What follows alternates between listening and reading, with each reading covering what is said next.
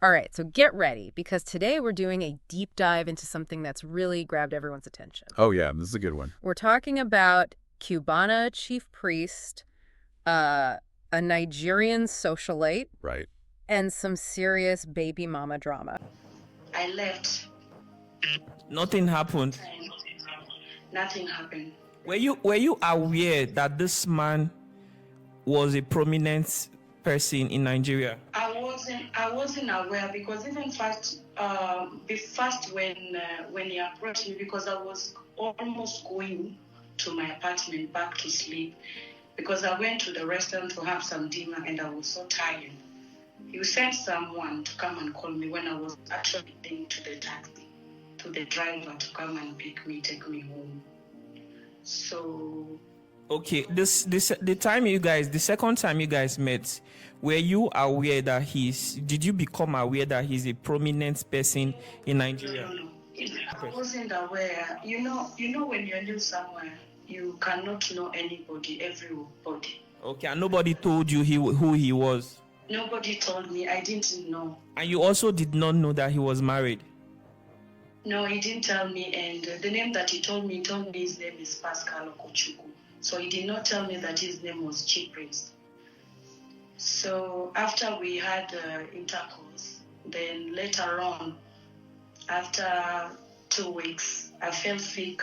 So our main source for this deep dive is a news article from a pretty popular Nigerian news website. And Well, okay. and let me tell you, this is not your average celebrity gossip. No, this is something else. So to kind of set the scene for people who might not be familiar with him, Cubana Chief Priest, I mean, the name itself already kind of gives you a sense that this is someone who's kind of a big deal in Nigeria. Absolutely. And, in Nigerian society, names and titles, they really do carry a lot of weight. Yeah. Like Chief Priest, that kind of hints at wealth and influence, right? Right. So it just adds another layer to this whole story. Yeah, it really sets the stage for a dramatic story. Definitely.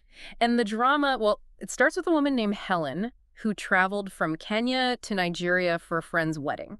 Oh, wow. Sometimes those destination weddings, they lead to more than just celebrating the happy couple. Oh, definitely. Sometimes it's where the real drama begins, right? Exactly. So Helen's at this fancy restaurant in Victoria Island, or VS, as the locals call it. Aze. Psych, got it. It's like the place to be in Lagos, Yeah, one of the most affluent areas, right? Right. Upscale restaurants, nightlife, the whole 9 yards. Exactly. And who does she run into but Cubana Chief Priest himself? Oh, wow. What a coincidence. Right, like talk about a meet cute. Yeah, seriously. It's like a movie. I know. So they hit it off, and he introduces himself as Pascal Okochukwu, which is his real name. Okay. And it's dinner drinks. They even end up at a swanky hotel, the Intercontinental, no less. Wow, fancy. Right. It's like a whirlwind romance. Yeah, the kind most people only dream of. But then a few weeks later, Helen finds out she's pregnant. Oh, wow. Okay, so that's where things take a turn. Yeah. So at first, Chief Priest tells her to keep the baby, but then something changes. Yeah. And we don't really know why, but he has a change of heart. Right. So Helen goes back to Kenya thinking they're going to figure this out together, Yeah. And then bam, she's blocked on WhatsApp. Oh, no. You're kissed. Ghosted, pregnant, and alone. Wow. That's got to be devastating. Seriously. Can you imagine the feeling of betrayal? Oh, absolutely. And the uncertainty, too. It's like, what do you do next? Right, so she decides to go public with her story, but not through like traditional media. Oh, interesting. She chooses to do an interview with a content creator. Huh. So she goes the social media route. Yeah, and it makes you think, why that route? It really does. I mean, it says something about how people are using these platforms now, right? Right, it's like, is she looking for recognition, justice, support? Or maybe all of the above? Or it could be any of those things. The article actually mentions that there's like an embedded Instagram video of the interview, but we don't have access to that, unfortunately. Oh, too bad. Would have been interesting to see what she said. I know. So we're kind of left wondering, what else did she reveal? Right. What were her motivations? What was she hoping to achieve by sharing her story in this way? Exactly. I mean, you got to think Cubana Chief Priest is a big deal in Nigeria. Oh, yeah, for sure. So going public like this on Instagram could be a way to put pressure on him to respond. Yeah, I mean, his reputation is on the line, right? Exactly. It's a reminder that social media can be a powerful tool. Absolutely. Yeah. Especially for challenging those in positions of power. Yeah. And it's not just about justice, it's also about controlling your own narrative. Right. Helen's choosing to tell her story on her own terms. Exactly, through a platform that works for her. Which is a really powerful thing when you think about it. It is. So we've gone from a chance meeting at a fancy restaurant to a whirlwind romance, an unexpected pregnancy, and now a public accusation playing out on social media. It's crazy how quickly things can change. It really is. And it reminds you that even those fleeting encounters can have long-lasting consequences. Definitely. And it shows that even in a world where everyone's sharing everything online, there are still secrets. Oh, yeah. And hidden truths. And those untold stories, sometimes they're the most powerful ones. Absolutely. So what do you think about this whole situation? Yeah. Like from an outside perspective, do you think she's trying to use his fame to get a reaction? Oh, I definitely think that's a possibility. Yeah. I mean, he's very image conscious, right? Right. And social media is all about image. So this could be a way to kind of force his hand, make him address the situation. That's a really good point. It's like she's leveraging his public persona to get some sort of response. Exactly. And it raises questions about power dynamics, you know? Yeah, for sure. Whose voices get heard, whose stories get amplified. Whose experiences are often silenced. It's a lot to think about. It is. It's like even in the world of celebrity gossip, which can seem so superficial. Right. There are these deeper societal issues at play. Absolutely. And by talking about them, we can hopefully raise awareness. Yeah, and promote empathy. Exactly. Yeah. Because at the end of the day, these aren't just characters in a story. Right. These are real people with real lives. Yeah. And we only have Helen's side of the story right now. Yeah, we haven't heard from Chief Priest. Exactly. So it's her word against his. Which raises another interesting question, doesn't it? It does. It makes you think about credibility and whose voices are believed. Right. Because we tend to gravitate towards stories that resonate with us. Yeah. But there's always more than one side to every story. Absolutely. And it's easy to jump to conclusions, especially with a story like this. Oh, yeah. It's so emotionally charged. But without hearing from Chief Priest, we're missing a crucial piece of the puzzle. We are. And it's a good reminder to be cautious about forming opinions too quickly. Yeah, we need to hear all sides of the story before we make any judgments. Absolutely. Yeah. And it just goes to show, you got to think critically about things. Right. You can't just take everything at face value. Exactly. That's what we're trying to do here, Yeah. Unpack the situation, understand all the different sides. We may not get all the answers, but at least we can encourage people to, think critically about these things. Exactly. Have those discussions. Yeah. And this story, it touches on some pretty universal themes, right? And for sure. Relationships, responsibility, the power of social media. It's something everyone can relate to in some way. Absolutely. No matter where you're from. And it also makes you think about the role of traditional media versus these online platforms, Right, because the article's reporting on Helen's story, their main source is that content creator's interview. Right. It's like a weird mix of journalism and social media content. Totally. It's interesting how those lines are getting blurred more and more these days. It really is. Where do you even get your news these days, Yeah, I mean, do you start with those big news websites or are you scrolling through social media? I think for a lot of people, it's social media first. Yeah, it's just so quick and easy to access. And it's where everyone's talking about current events. Exactly. And in Helen's case, it seems like she chose that platform strategically, to amplify her story and maybe even put pressure on Chief Priest. Right. It's pretty smart considering his public image. Oh, yeah. He's got to be aware of how this looks. And it reminds us that social media can be a powerful tool for holding people accountable. Yeah, especially for those who might feel like they don't have a voice otherwise. Exactly. And it's not just about justice. It's about having control over your own narrative, too. Right. Helen's choosing to tell her story on her own terms. And that's a powerful thing. It really is.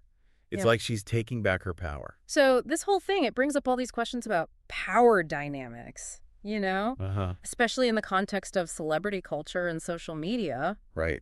Like whose stories get heard, whose voices are amplified. And whose experiences are just ignored. It's something we need to be more aware of, for sure. Because even in this world of celebrity gossip, which can seem so frivolous, there are these deeper issues at play. Absolutely. And we need to keep having these conversations. Yeah, bring those issues to light. Exactly. And, one thing I noticed in the article was that they kept referring to Helen as Chief Priest's alleged baby mama. Oh, yeah. That word alleged, it's doing a lot of work there. It is. It's acknowledging that these are claims, not proven facts. Right. And that's important to remember, especially with all the misinformation out there these days. Yeah. It's a reminder to be skeptical, to not just believe everything you read. Exactly. The article doesn't say definitively that he's the father. Right. It's presented as an accusation, not a confirmed fact. And I think that's responsible reporting, you know? I agree. Presenting the information without jumping to conclusions. Exactly. Let the reader decide for themselves. And it protects everyone involved, too. Right, because by using that word alleged, they avoid potentially defaming him. Yeah. While still giving space to Helen's story. It's a tough balance, but it's important. It is. It's all about journalistic integrity. And it's a good reminder for all of us to pay attention to the language used in news reporting. Words like alleged or reportedly, they're signals to be cautious. To consider other perspectives. Exactly. We can't just passively absorb everything we read. Right. We got to be active, question things, do our own research. Absolutely. Be informed consumers of information. So we've gone from a chance encounter at a fancy restaurant to a whirlwind romance, a surprise pregnancy. And now a public accusation on social media. Life is full of twists and turns, that's for sure. It is. Yeah.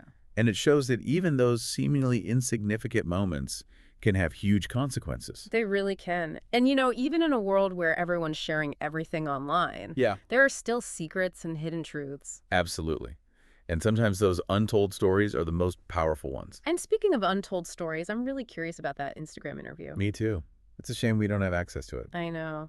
It would be interesting to hear Helen tell her story in her own words. Yeah, unfiltered and directly from the source.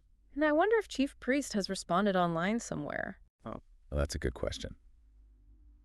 I mean, with how quickly things move online, it wouldn't be surprising if he's already addressed it.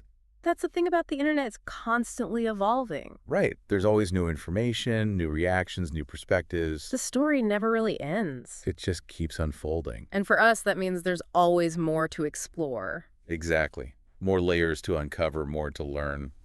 So for everyone listening, what do you think is the biggest takeaway from all of this? Well, I think it's that even in this world of social media, you know, where it seems like everything is so out in the open. Right. There's still so much we don't know. Yeah. We're bombarded with information constantly, but there's often way more to the story than we see at first. Yeah, it's like that saying, don't believe everything you read on the internet.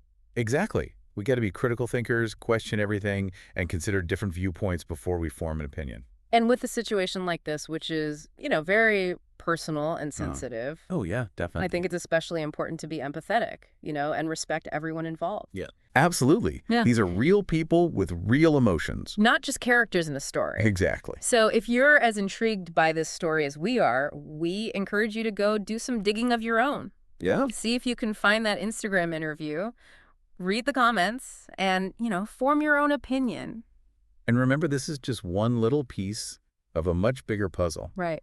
There's always more to learn, more to explore, and more to understand about the world. That's what makes these deep dives so fascinating, right? It is. Peeling back the layers, uncovering the truth, and starting these important conversations. Absolutely. And who knows, maybe Chief Priest will break his silence and we'll get his side of the story. Oh, man, that would be a twist. Wouldn't it? Until next time, deep divers keep questioning, keep exploring, and most importantly, keep an eye out for those untold stories. Yes. Because they're often the ones with the most to teach us.